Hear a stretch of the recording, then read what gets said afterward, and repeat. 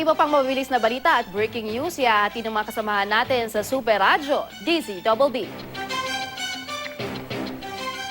Tatlong kataong sugatan sa karambola ng 4 na sasakyan sa Commonwealth Avenue sa Quezon City at may live report si Glenn Huego ng Super Radyo, DZBB.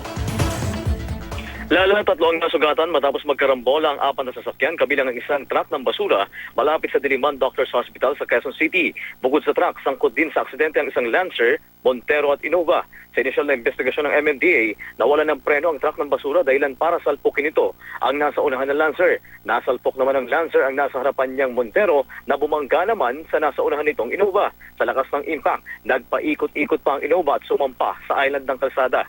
Kabilang sa mga nasugatan ay ang magtiyahin na sakay ng Lancer na nakilalang sina Jocelyn Prieto at BJ Prieto at ang hindi pa nakikilalang sakay ng Innova.